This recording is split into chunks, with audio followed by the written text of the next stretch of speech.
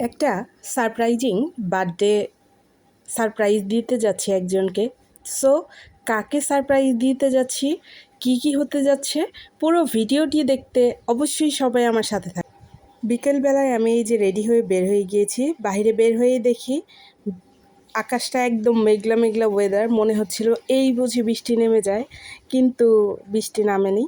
এরপর আমি হাঁটতে হাঁটতে যাচ্ছিলাম আর ওয়েদারটা একটু এনজয় করতেছিলাম। আমার এরকম ওয়েদার ভীষণ ভালো লাগে। এই যে দেখুন মেঘলা ওয়েদার, কি সুন্দর লাগছে। এরপর আমি চলে আসি শান্তিগঞ্জ মোড়ের দিকে। এখান থেকে অটোতে করে যাব। আসলে এখন একটু ঘটনা ফ্ল্যাশব্যাকে বলি। সেটা হলো যে আমি যে ভাইয়ের কাছে কম্পিউটারের কাজ শিখি, তো ভাই বিয়ে করেছে অল্প কিছুদিন হলো। আপু আমাদের নতুন মেম্বার। তো আজকে আপুর বার্থডে, আর আপু জানে না আর আমিও জানতাম না। হঠাৎ করে কাজ শিখতেছিলাম অফিসে, তো ভাইয়া হঠাৎ করে দেখি ফোনে বলতেছিল যে আজকে আপুর জন্মদিন। সো সেখান থেকে বুঝতে পারি যে আপুর জন্মদিন। এরপর আমি বাসার উদ্দেশ্যে বের হয়ে আসি ভাইয়াকে কিছু না বলে। এরপর চিন্তা করি যে শর্টকাটভাবে আপুর জন্য কি সারপ্রাইজ দেওয়া যায়। এই যে দেখতে দেখতেই চলে এসেছি আমি কেক শপে। এখান থেকে আমি ছোট্ট একটা কেক নিয়ে নিচ্ছিলাম। তারপর আবার একটি শপে চলে গিয়েছিলাম, সেখান থেকে সুন্দর একটি ঘড়ি নিয়ে নিয়েছিলাম। দেন প্যাকিং করার জন্য ফুলের একটি দোকানে গিয়েছিলাম। এখানে আমার টুকটাক কিছু কাজ ছিল।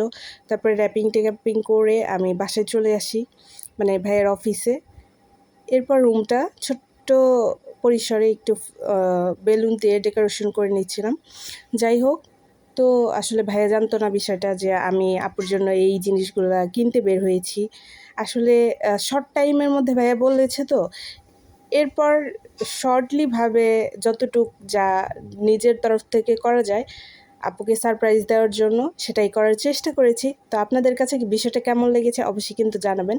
এরপরে যে দেখতে পাচ্ছেন ভাইয়া আর আপু কেক কেটে দুজনকে খাওয়িয়ে দিচ্ছে। খুবই সুন্দর একটি মুহূর্ত ছিল এই মুহূর্তটি। এরপর আমাদের সবাইকে কেক কেটে আপু খাওয়িয়ে দেয়।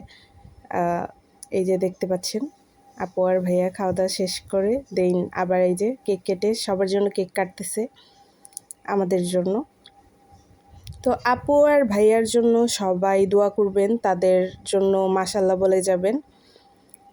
এই জুটিটাকে কেমন লাগতেছে আপনাদের কাছে অবশ্যই মাশাল্লাহ বলতে ভুলবেন না। তারা নতুন ফ্যামিলিতে যুক্ত হয়েছে, সো সবাই মাশাল্লাহ বলে যাবেন। এই যে আমিও কেক খাচ্ছিলাম। লাস্ট মোমেন্টে সবার জন্য একটি গিফট আছে, তো সবাই সাথে থাকুন। এরপর আপুর সাথে আমি কিছু পিকচার তুলে নিয়েছিলাম, ভিডিও করে নিচ্ছিলাম। যেহেতু আপুর বার্থডে, সবাই উইশ করে যাবেন। আপুকে কেমন লাগছে সবাই মাশাআল্লাহ বলে যাবেন। আর এই যে এখন আছে আপনাদের জন্য একটা টুইস্ট।